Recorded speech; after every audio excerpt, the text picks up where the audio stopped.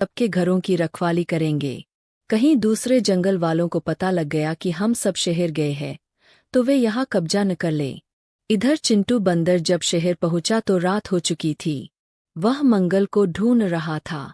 वह पहले चिड़ियाघर में गया, वहां उसे मंगल नहीं मिला। फिर वह वहां से सर्कस में गया। वह धीरे धीरे शेरों के पिंजरे की ओर जा रहा था। तभी उसने देखा बाकी शेर तो इधर उधर घूम रहे हैं, लेकिन एक शेर दीवार की ओर मुंह करे लेटा हुआ है। चिंटू बंदर एक तरफ छिपकर उन पर नजर रख रहा था। तभी एक शेर दूसरे से बात करता दिखाई दिया। वह बोला, कितना मूर्ख है ये सुंदरवन का शेर, इसे लगता है यहाँ से जा पाएगा। हमें देखो, आज तक यहाँ से निकल नहीं पाए, कितने दिन भूखा मरेगा। बाद में तो इसे हंटर की मार के आगे करतब दिखाने ही पड़ेंगे। चिंटू बंदर ने जब देखा कि यह तो हमारे महाराज मंगल है, तो उसकी आंखों में आंसू आ गए, लेकिन वह कुछ कर नहीं सकता था। वह वहीं छिपा रहा। कुछ देर बाद सभी शेर सोने चले गए। तब वह चुपचाप मंगल के पास गया और बोला, महाराज, मैं हूँ चिंटू बंदर, सुंदरवन से आया हूँ। उसकी आवाज सुनकर मंगल ने आंखें खोलकर देखा।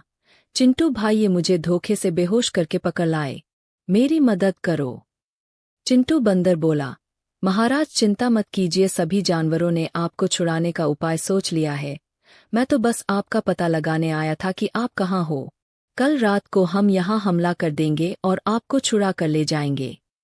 रात में चिंटू बंदर जंगल वापस लौट गया। उसने जंगल में जाकर सारी बात बता दी। उसकी बात सुनकर जंगल के सभी जानवर बहुत गुस्सा हो गए।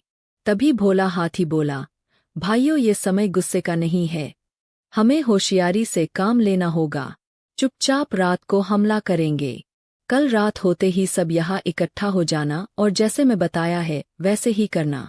चिंटू बंदर हमारे आगे आगे पेड़ों पर चलेगा, जिससे किसी भी खतरे को दूर से देख सके। अगले दिन रात को सभी जानवर इकट्ठा होकर शहर की ओर रवाना हुए। शहर पहुंचकर जब वे सर्कस के सामने पहुंचे तो वहां के चौकीदार ने शोर मचाने के लिए जैसे ही सीटी निकाली, चिंटू बंदर ने उसे झपट लिया। फिर एक गीदड़ ने उस पर हमला कर दिया और उसे बेहोश करके वे आगे बढ़े। शेरों के पिंजरे में पहुंचे तो सभी शेर इतने जानवरों को देखकर आश्चर्यचकित रह गए। भोलू हाथी ने अपनी सूंड से पिंजरे का गेट तोड़ दिया। सभी शेर बाहर आ गए। उनमें से एक बोला, मंगल भाई, हमें भी अपने साथ ले चलो, हमारा कोई ठिकाना नहीं है। मंगल बोला, ठीक है, लेकिन तुम मेरे जंगल के किसी भी सदस्य को नुकसान नहीं पहुंचाओगे, वादा करो। सभी शेरों ने वादा किया। सर्कस में इतने शोर से सर्कस के मालिक और सभी काम करने वाले जाग गए। रिंग मास्टर भी आ गया। सर्कस का मालिक हाथ जोड़कर घुटनों के बल बैठ गया और बोला, हमें माफ कर दो। मंगल ने कहा, आज के बाद अगर मैंने कभी यह सर्कस देखा तो इसे तहस नहस कर दूंगा। आज से इस सर्कस में कोई जानवर काम नहीं करेगा। तुम इंसानों को जो करतब दिखाने दिखाओ और इस रिंग मास्टर को काम से निकाल दो। सर्कस का मालिक हाँ में सर हिलाता रहा।